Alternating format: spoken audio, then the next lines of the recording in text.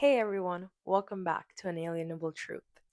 Over the last few weeks, we have been talking about abortion, the science behind it, the law surrounding it, and what the scriptures had to say about it. In this video, you are going to hear voices of those that attended the March for Life in Washington, D.C., and why they think it is important to fight for the unborn and to fight for life. You are going to hear from college students and you're going to hear from people of different walks of life. But they all came to the same conclusion that life is important and that everyone should have that chance. If you're pro-life, it's not just about the unborn, it's about everyone. There's a lot more that we need to do as a community to correct the injustices that we have in our society. The Hippocratic Oath is very clear: do no harm. Abortion is doing harm. Why are you here at the March for Life? I am here because I believe God created everyone with a purpose, and the Bible says life begins at conception. There's many examples of this, but also science says so as well. At the moment of conception, a zygote is formed with a unique set of DNA, and the soul is the principle of life. So we know that the soul is united to the body at conception, and that everyone has a purpose. God created everyone with purpose, and the right to life is the right that leads to all the other rights. So I'm here to defend that right and to speak for the unborn. Thank you. Why are you guys here at the March for Life? Well, it's one thing to be supportive of ending abortion or supporting unborn children and their mothers, but it's another thing to actually go and do something about it. Uh, I'm I'm 100% for banning abortion, but I don't think it's enough to just say I feel that way, I'm going to vote that way. There's a lot more that we need to do as a community to correct the injustices that we have in our society. And I think that one of the best ways is organizing. I mean, doing all this marching here is going to bring a lot of attention and a lot of good attention to what needs to be done. My dad has a story that he says before I was born, he was taking my brother and my sister somewhere, and he looked in the back seat of the truck, and he said, "Guys, we're missing someone." And I sort of think that that is the right way to think about children. They don't add to someone's life; they complete it. I think that, for context, my name's Eamon, and I think I like to say that I completed my family, and I think that I'm here to fight for all the other Amons. Uh, I want children to complete families, so that's why I'm here. I'm here to defend life, and I know that's really simple and really kind of broad. Um, but I think, and this isn't necessarily a bad thing, but I think a lot of people here are focused on um, the unborn, and not to say that that's not what what should be like on their mind and in their hearts. But I think being pro-life is a lot more than that. It's a lot. There's a lot more to it. It's a lot more convoluted than that.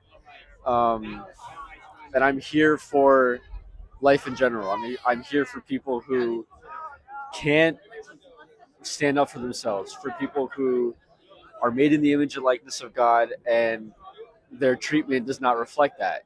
Um, and a lot of people, probably some here, don't want to have that conversation.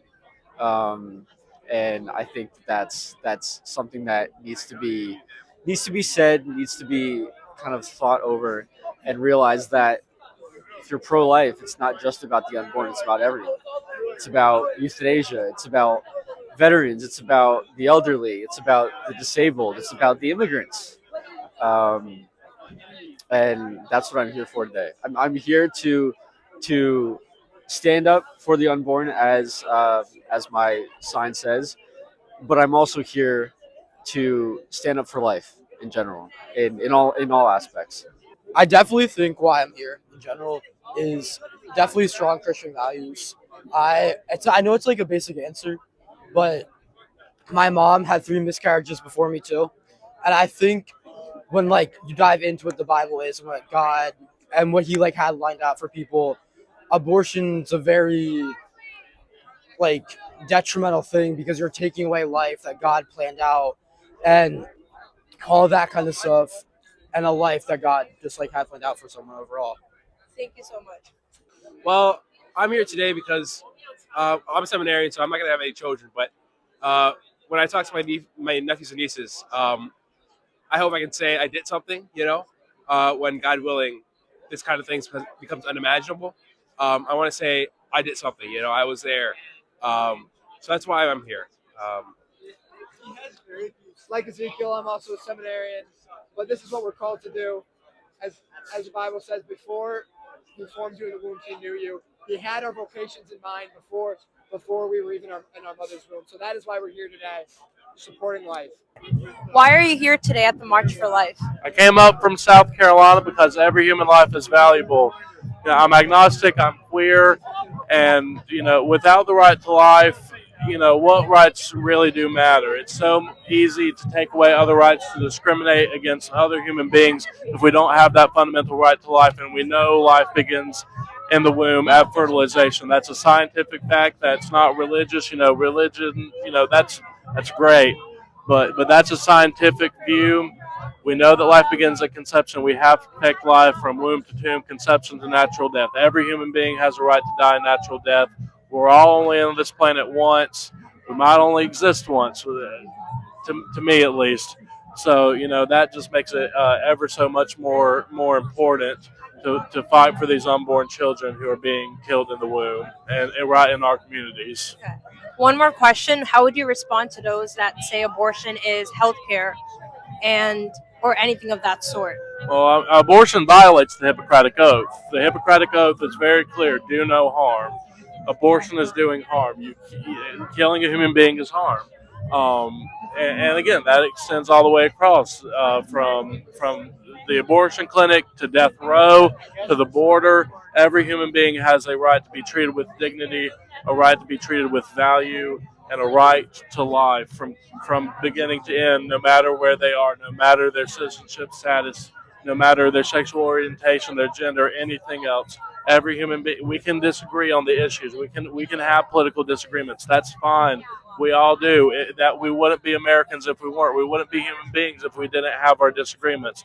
But we all have to agree that we all matter and that we all need to be here to have those discussions. Thank you so much. Thank I you. appreciate you taking the Definitely, time to talk to definitely. us. Thank you.